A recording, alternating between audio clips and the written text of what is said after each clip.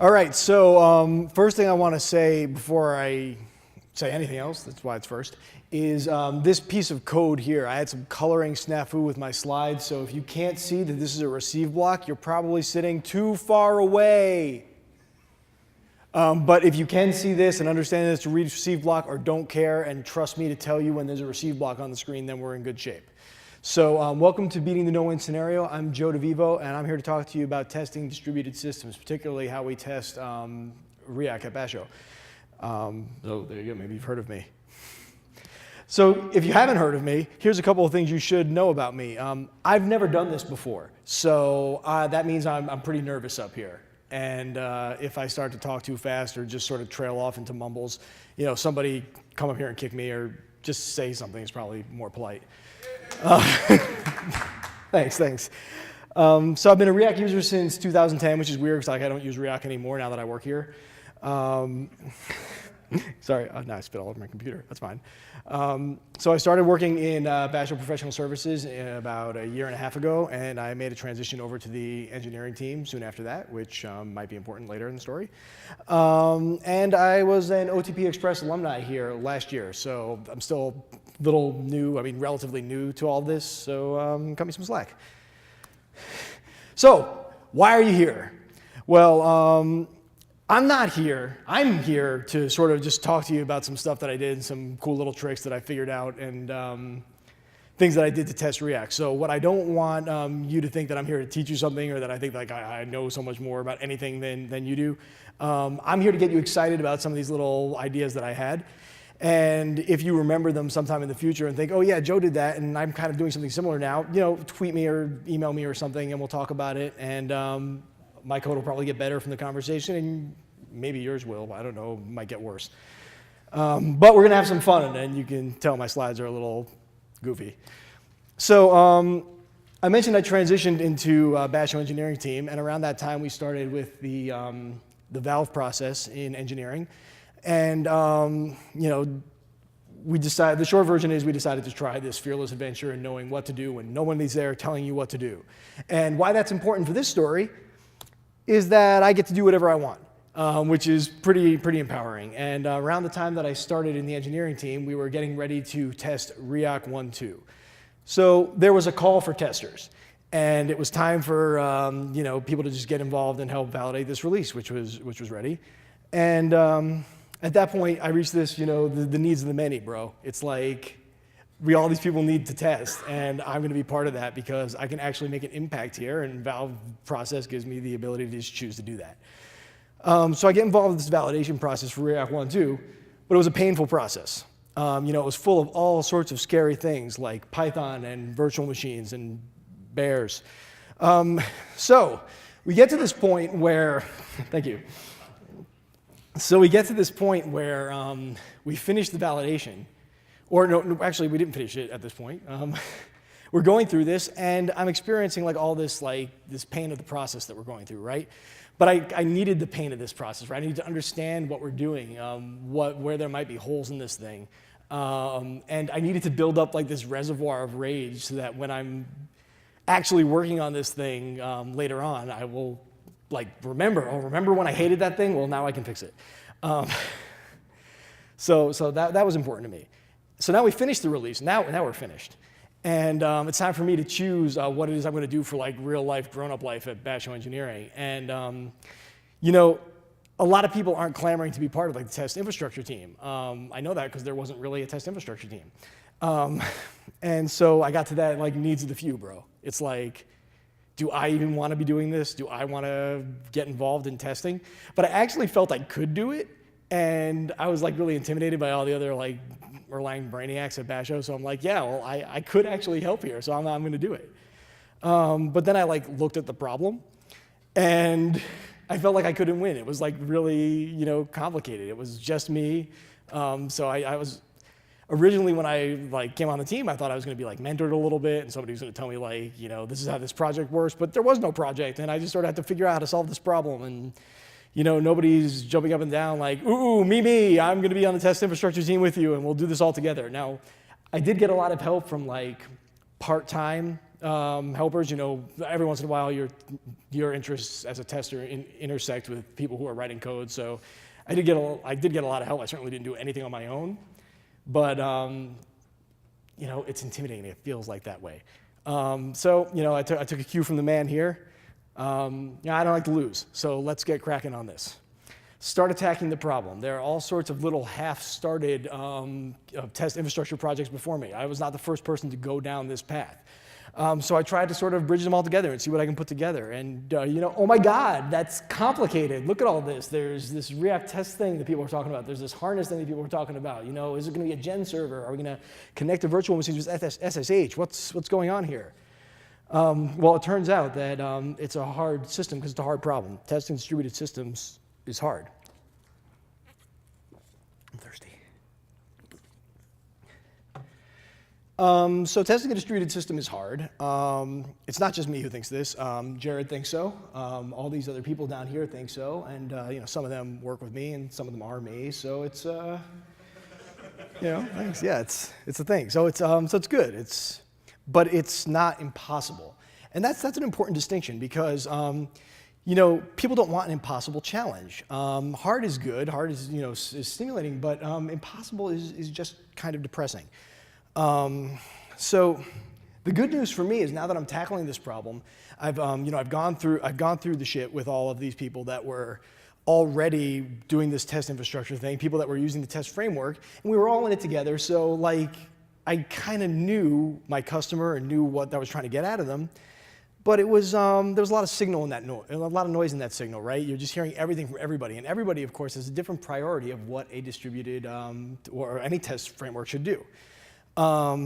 So that was a little overwhelming, but I got kind of good at figuring out what was important and what wasn't. So is it really a no-win scenario? No, I'm just being kind of dramatic here. So what makes this problem hard? Let's talk about that for a little bit. Well, with something like Riak, in real life, you've got one Riak node running on multiple machines, and those machines are connected by networks, which all work with nodes, and then you have timing issues, and then you have how do you apply load to the system, and a lot of hard problems. And well, who's good at solving hard problems? What would Captain Kirk do? Captain Kirk would change the conditions of the test. What we're going to try and do here, thank you. I'm trying to play to the crowd here. I know what you guys like.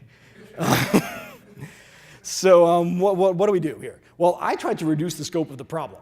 And I tried to do that by moving down into this development release that we use for Riak, right? It's this thing that we try to give developers, get them in their hands as quickly as possible and say, look, you can spin up all these nodes on your computer and connect them all and never do that in production, but do that because you're a developer. Well, I'm a developer, so that works out for me. If I can do this functional testing in a local environment, then I can get rid of a lot of the difficulty of the problem, right? I don't have to deal with spinning up virtual machines. I don't have to deal with configuring them. I don't have to deal with the networking of them. I can just work on the actual functionality of the product, and that saves people a lot of time. Another thing I had to do is get over myself. I just taken the OTP Express course, and when you first take when you first step into OTP, it's really kind of complicated and intimidating. And there's always that moment where you kind of start to get it, and then you feel good about it. But I wasn't there yet.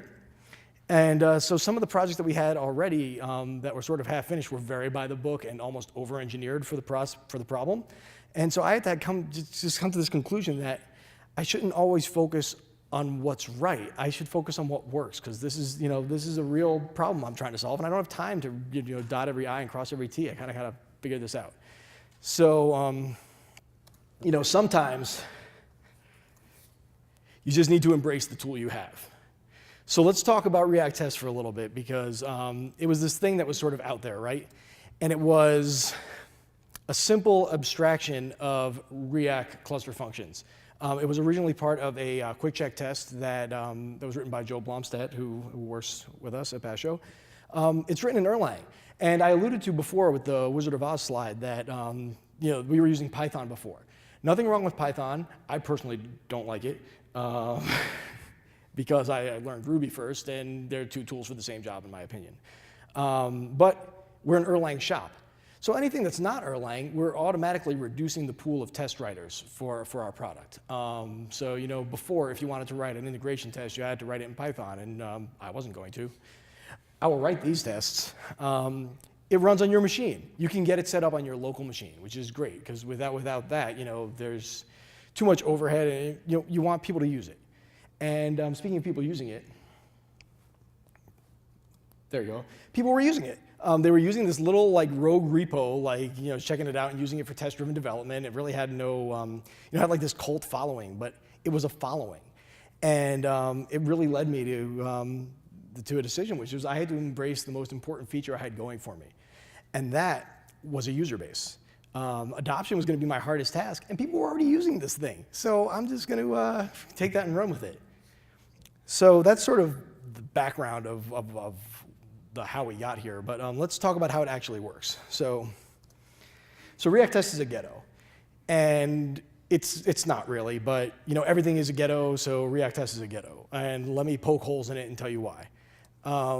It's not a traditional OTP application, but it doesn't make it not an OTP application because it uses rebar and app source and dependencies. I mean, I'm not an animal. I'm civilized in this world of Erlang, so.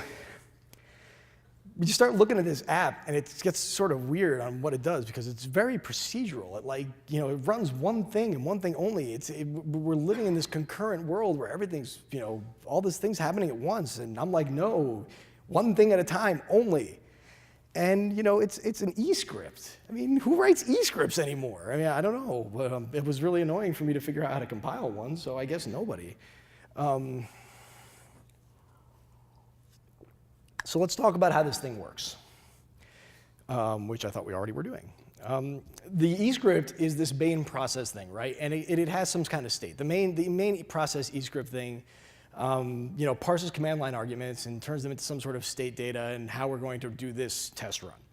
And the test run has, some data about the environment itself, what platform you are, things like that.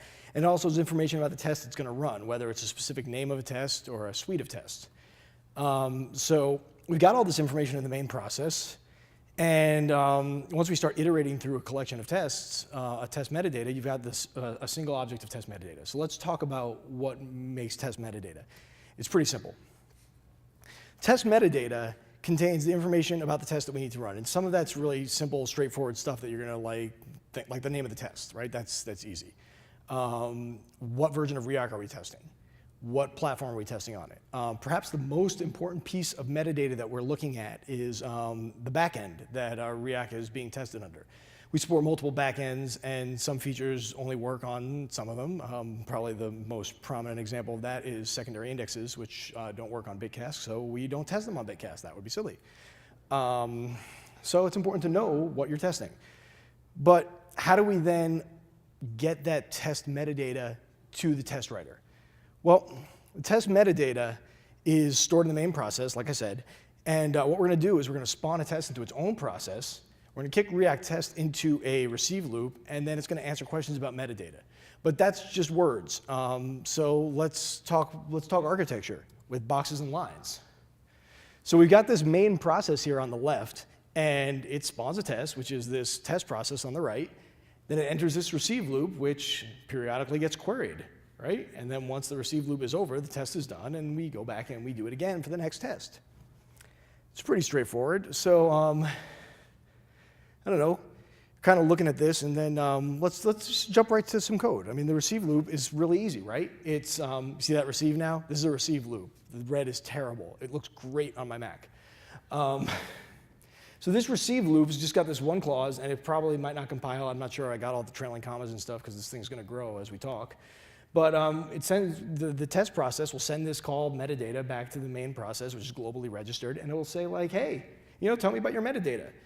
And it will, because it likes to talk.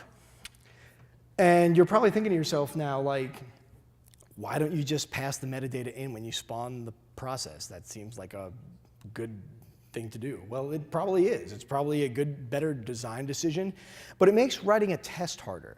Because what happens is now you have this method that we specify like in the behavior for a test that is confirm with arity 0. And you then, as a test writer, just define this confirm function and just start telling it what to do. Now, if you have to keep track of the metadata object that comes in, and then you write these sub-functions that are also doing like little repeatable test stuff because you write good code and you don't like, duplicate it, you have to pass the metadata into that. And then what happens if you didn't do that at first because you didn't think you needed the metadata, but then you need it later? I'm taking all that stress off of your shoulders and letting you just say, you know what, whenever I need that test metadata, just ask the main process. And then I wrap that in a helper function, so you really just call like React test metadata and it returns it for you. So that was nice of me. You're welcome. So, there are some other cases that we found that like eventually like a test process might spawn a sub-process, and then that thing wants the metadata. But if we go back to the slide, we saw that the PID is actually hard-coded from the receive loop because you totally know what the PID of the process you spawned is. You spawned it, so just always send it to that guy. But then this test process, sub-process comes along, and it's querying things. And if you just did that, then it would start sending answers to the test process, not test sub-process, and that's not what we want. So we added this other clause here, which basically says, if you give me a PID, send it to that guy instead. And this thing is usually sent as a message as the tuple metadata itself. So that's how that works. But otherwise, it's exactly the same. So great, now we're getting somewhere. Now we have this thing that can spawn a test, and then you could ask the framework about what it's doing if it needs to, but otherwise it just goes off on its own. Well, what good is a test without our old buddy assert? Like, without assert, this thing would just run, it would pass, and then everything would be fine. But that's terrible. I mean, we want it to fail if things go wrong. So what we wind up doing is we look at this EUnit macro that exists, assert. And what we find is that it winds up killing processes and being like really complaining when something goes wrong. And that's kind of cool because we're already spawned in a new process, but we don't want it to kill all of React tests because if the first test in a suite fails, we don't want it to abort the suite. We want answers about everything. So we decided to trap exits for that. And we remember this diagram here. Now at the end of the test, something goes wrong and we assert a failure, and that pops back into this receive loop and it breaks us out. What does that look like? Looks like this. We've got our two more clauses down here. The first one is the normal case. Both of these are going to return a tuple of status and reason.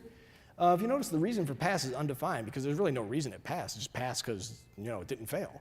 But it's like it's like life. It's like the drama of the failure is the thing that interests us. So we're going to send back this error message as the thing that is really important and good to know. So now it's great because even if I fail, I don't fail. This thing is just like my test engine goes on and on, which is great.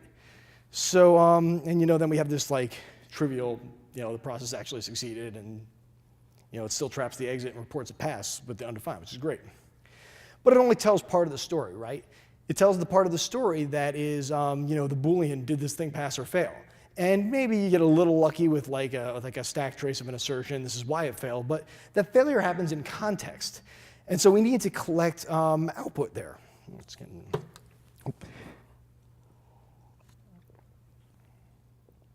So we need to collect output. So what do? Well, like any good Bash employee, I just use logger.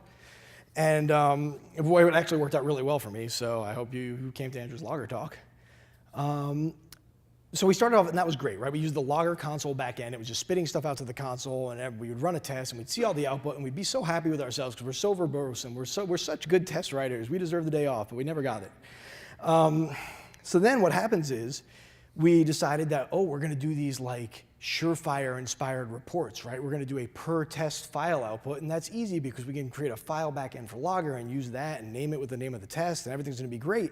And what we found was when we ran that, some messages were still coming to the console, and most of them were going into the file, but some of them weren't. So there was like this disjoint. And what we wound up finding out was that there were some buried I/O formats and stuff, and some helper functions that we weren't going to go in and change, and we were making RPC calls, and all that stuff goes out to the console by default. So what do? Well, we wrote a new group leader, and well, that brings up a question, right? Who is group leader and what does he do? Well, every Erlang process has a group leader, and that's responsible for all the I/O for that process. And the cool thing about group leaders is that it's inherited by any spawned process, and it's passed to any RPC call. So what we wind up doing is this thing right here. So let me just sort of walk you through this real quickly, and this slide should actually show up pretty well for you guys. There are equal signs there. You can see them now that they're gray. It's weird that you can't see the red, but the gray is fine. So first you have this group leader function that's built into the Erlang module, and all it does is say, return the group leader, which it did. And we set it to this variable old group leader because we don't want to lose that guy. Once we lose that guy, we can't output to the console anymore. I don't know quite. I don't want to find out. So we're just gonna keep him up there. Then we create our new group leader, and we created this React test group leader thing. And what it does is basically intercepts every I/O call that comes into group leader, and instead of putting it out to the console, just sends it to logger. So if you're using the logger console backend, it's still going to go to the console, and you're going to get some cool timestamps with it. That's like a bonus, free timestamps. Who doesn't want those? And then here you call the group leader function again, this time with 2 arguments, the new group leader and self. And now we've reassigned the group leader to our new group leader, and we're now writing wherever we told it to, which is a bunch of different places like files and consoles and memory. So then we spawn the actual test. And this is what I was talking about before, the confirm 0 method. That just spawns the test in a new process. The new group leader is inherited by, just because group leaders are inherited by spawned processes. Then we enter this receive loop that you already know and love. So once that exits with status and reason, we got to be good citizens and clean up. And what we do is we restore the old group leader to its rightful throne. So that looks all like that again. So, some people don't like code, so we're going to do it in pictures really quick. Your IO format call will get caught by the group leader, which goes out to the console. Then you change the group leader, and all of a sudden, you're now sending to the new group leader, which is going to output to logger because that's what it does. And then, when you do some stuff, and then you finally decide to send the old group leader back, it's back, you're writing out the console again, and that's great for like the time in between tests when React test is doing stuff and we kind of want to know what it's up to.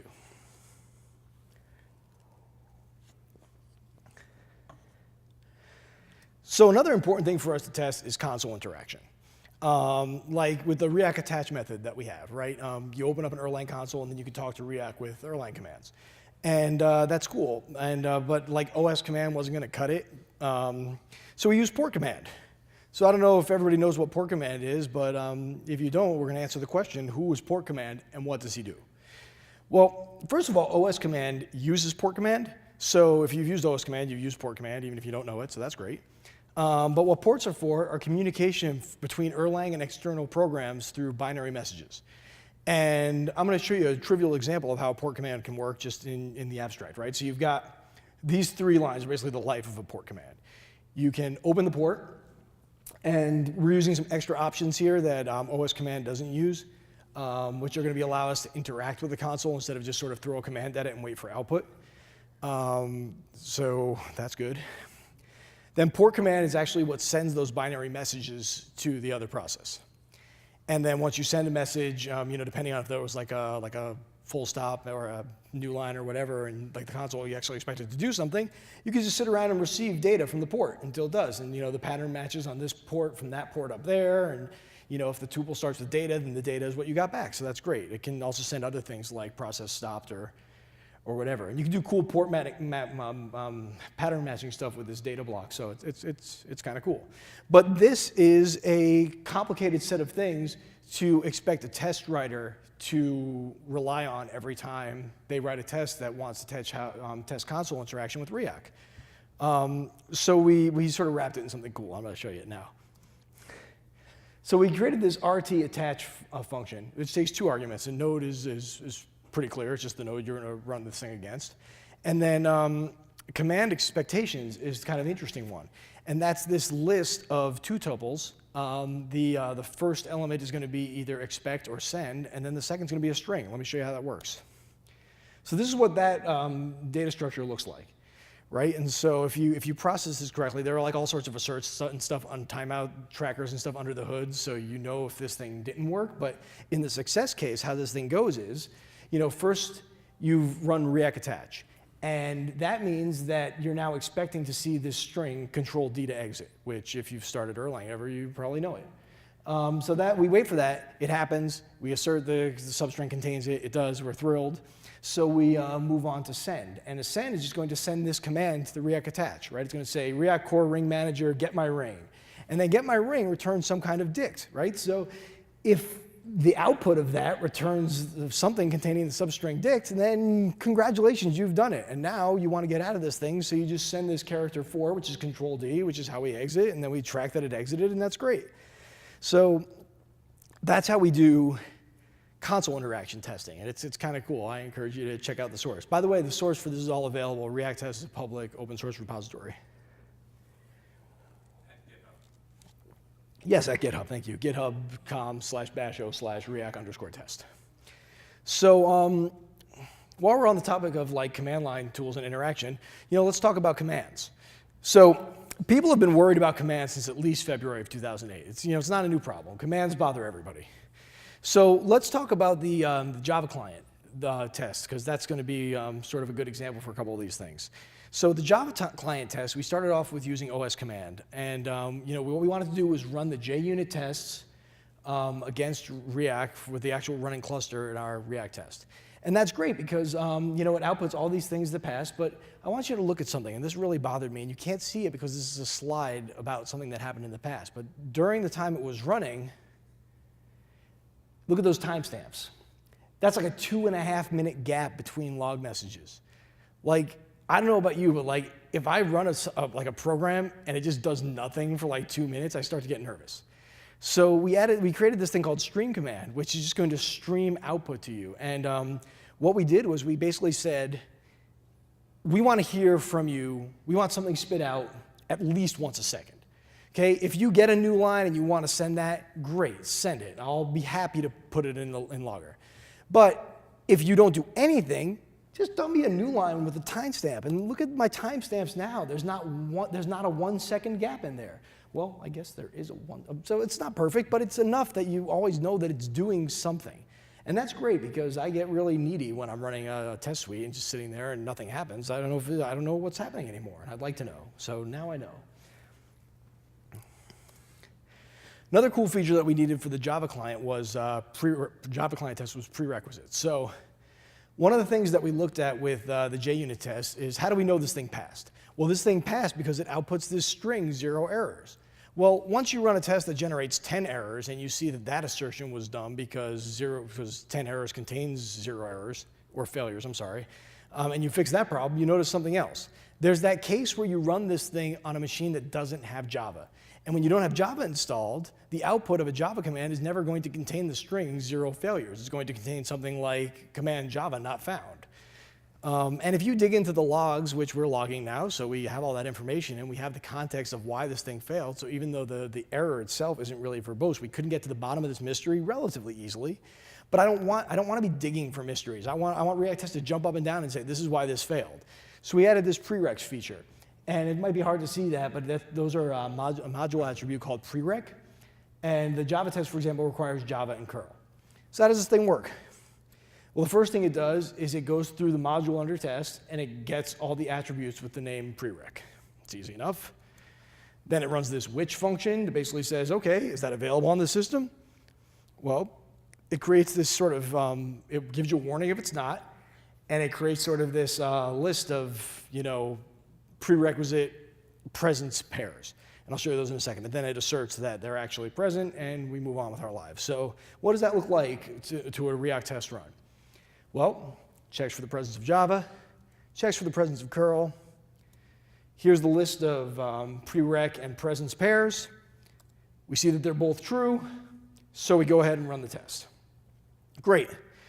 So that's great. The success case is the easy case, right? How's the failure case look? Well, I created this. I ran it again with this line added, this missing prereq line, right? And this thing can't possibly exist. If it does, well, it doesn't. I'll just tell you that.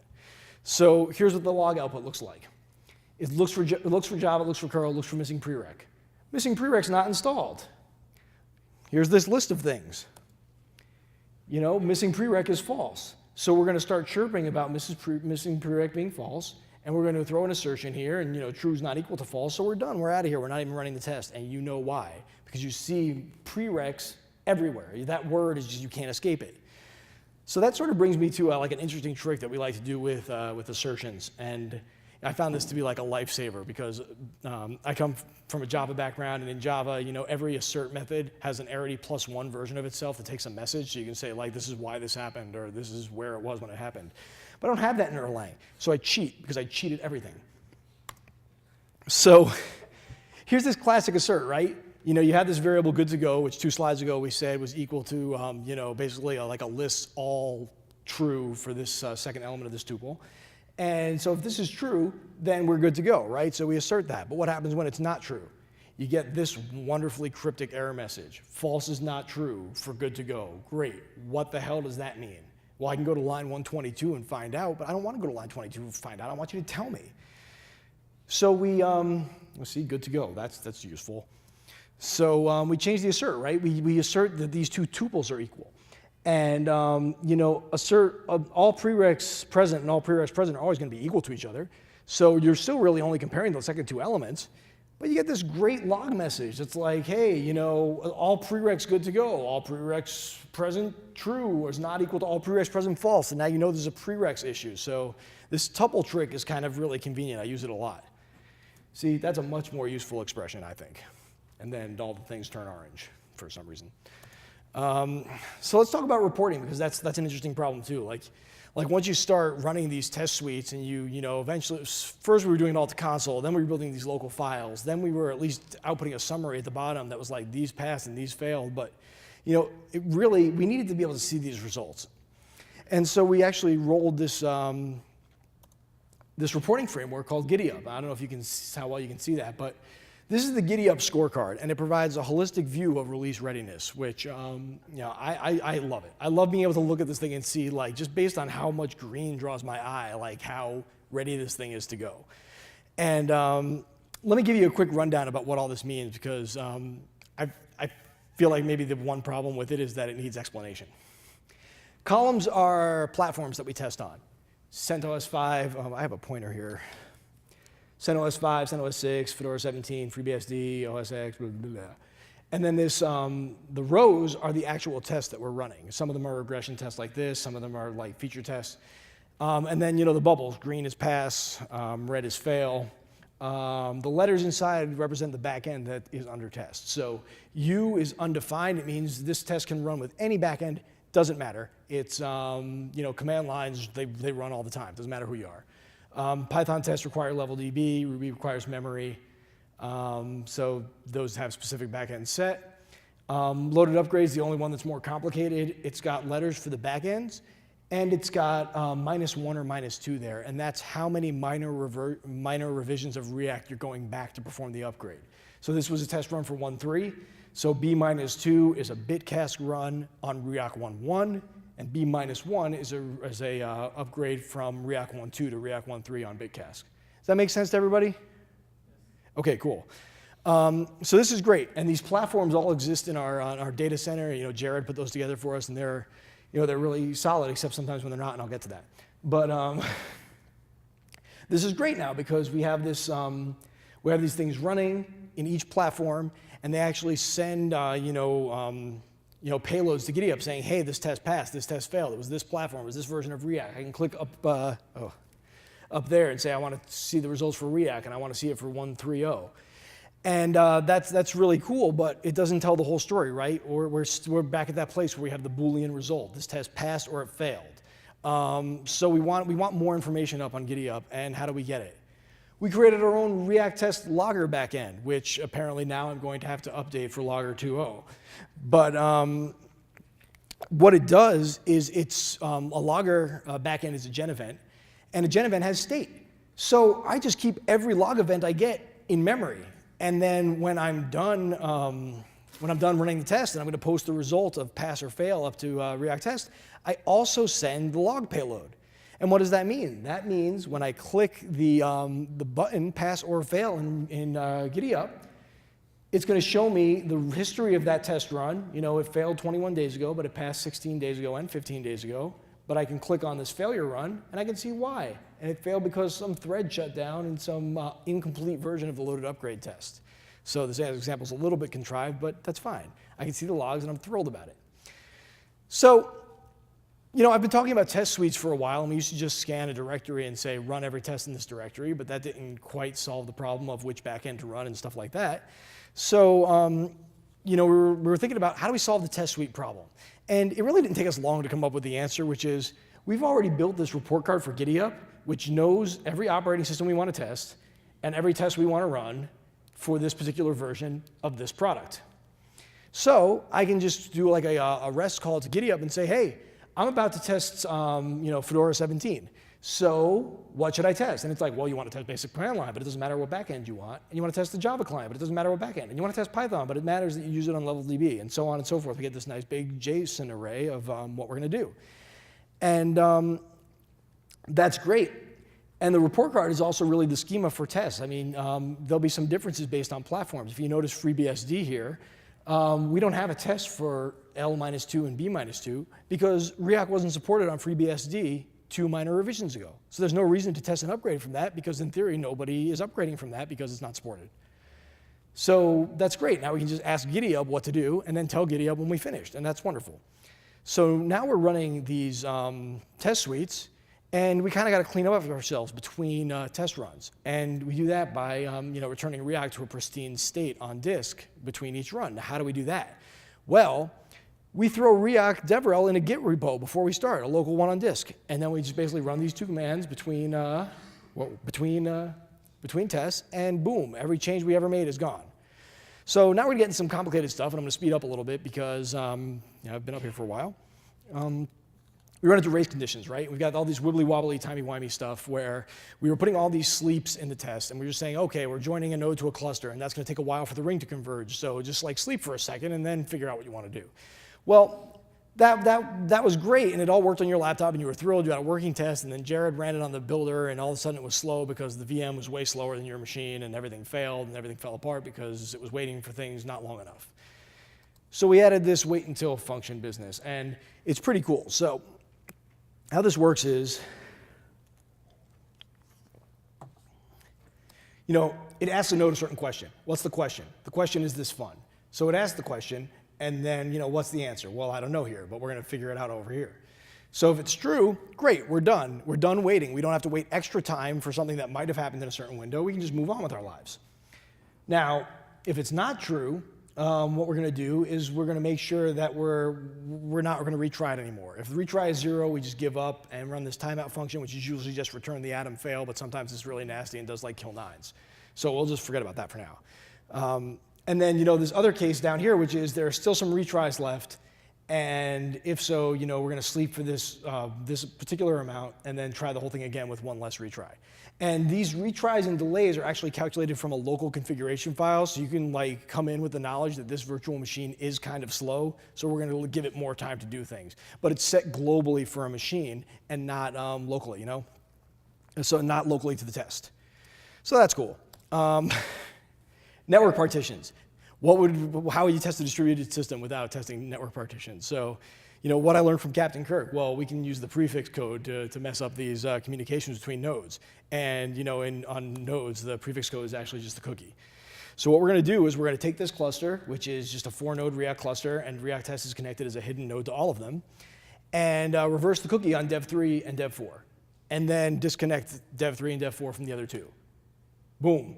Now the cluster is partitioned, but Riak test can still tell them all what to do. And that's great because you can actually still, what's the other thing you can do here? You can actually re-reverse the cookie and bring the cluster back together. So you can heal the partition, which is nice. So then there's this thing called Intercepts, which is, it's pretty cool. I'm going to go through it really fast because I'm running out of time, I think. Intercepts are basically a mock without a mock framework. And we tried to use mech, but mech puts everything through a single gen server, which with like a React get is kind of a bad thing to do and causes other problems, so we just couldn't do that. So it basically creates a copy of the module, uses the original module as a proxy, and then can sometimes call your fake code to create unconventional things. So, I'm sitting here and I've cheated my way around Erlang all day, and I'm patting myself on the back for how clever I am, and then I run into my melty face Spock moment, which is the time that I have to grow up and write some real Erlang. And that's my loaded upgrade test.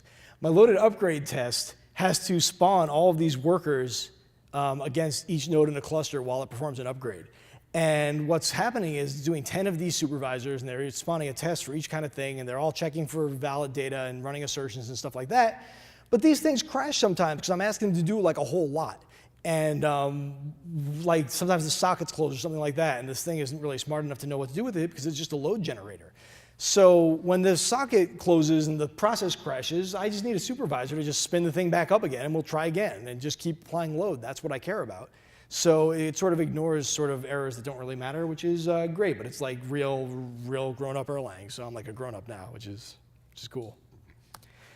So this is a tweet I tweeted out someday when I was writing that test about how you should come here and hear about why I opened up too many file descriptors. And that was all these sockets that test was generating. And there's actually some like hard-coded thing in the bowels of the OS X Erlang VM that hard limits you to 1024 file descriptors open at any given time. But fortunately for me, I had Big Nosk in my corner who just was like, oh yeah, just type this one Perl line and it'll redo your config file and all of a sudden your Erlang will be great. So props to Big Nosk for that. So where do we go from here? Well, let's talk about how great we did first. This time around for Riak 1.3, we had less people spending less hours on release validation. We wrote some test framework that, we have tests for Erlangers by Erlangers, so we can all contribute. We're developing features with integration testing, simultaneously. And we're close on nightly validation. And I'll touch on that a little bit more in a second, because we did fail in some ways. And one of the ways we failed was that release validation still took a long calendar time. Less people worked on it, but it still took a while to do. We have a process problem that nightlies can't solve, which is code isn't getting merged into master soon enough to actually be worthy of running nightly tests on. So we have to solve that from a process point of view. It's not a code problem. Performance testing is still manual, although GiddyUp is being adapted to receive performance test results. And sometimes GiddyUp can cry wolf. And that might be like the FreeBSD. You might have noticed all my FreeBSD tests passed. That's because they were running in parallels on my local Mac, because the FreeBSD as a SmartOS KVM has some weird I/O problems that Jared has already fixed, but it was something that we just weren't sure. We weren't sure if it was the environment or the test. So it was the environment, and that was good. So here's the short version, right? This is the best release yet. It's only going to get better. I'm having a lot of fun with the project. A lot of people helped me work on it, more than this people. So any questions?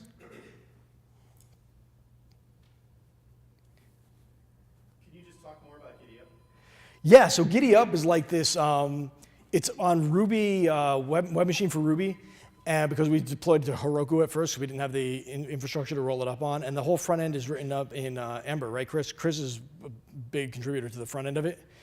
And it pretty much just, it just sort of lives up there, and it just houses this scorecard for us. It was actually born out of one of those things we liked about a previous version of our test infrastructure, but we, actually, the funny story is the guy who was working on it went on vacation for like a week and a half, and it crashed, and we couldn't get it back up and had no credentials to the box or anything, so we wrote up a new version of it while he was gone, and then that one took over.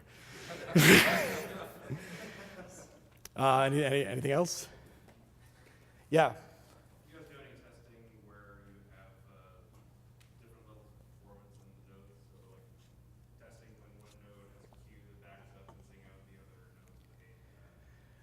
If we do, I didn't write it. There was a lot of porting going on from our previous infrastructure, so somebody might have gotten something like that in there, and it can be done. I personally haven't done it. But the framework does facilitate that. Is there anything else? One more? Without sounding too weird, do you test this stuff in ways other than actually like testing it? By which I mean, simulating load failures by just rewriting event streams and processing those, and also like stuff like model checking. Well, we can do some of that kind of stuff with the intercepts, and I haven't really played around with that too much. That was something that Ryan Zazeski just swarmed in and did because he needed it, which was the great part about working on something like this with smart people is they just come in and go like, I need this feature, here you go. So I don't really know, but that's the idea behind it, right? That you can say like, we're expecting a get here, but you know what? We're gonna have get return garbage and you just have to deal with that. And then we can test to see how it handles it. Do we have time for anything else, or are we? Oh, we have 5 more minutes, great. Is there anything else I can? Yeah. What about common test? Have you tried that? I tried it, but I mean, honestly, when we came into this situation, what wound up happening to me was that I got kind of overwhelmed with the amount of frameworks available, and I couldn't really find good enough documentation on Common Test to dig into it and get started, because I had to, I also lived in the real world where I had to start delivering. But I did hear some good things about Common Test, but I just couldn't figure it out in time. Okay, thanks.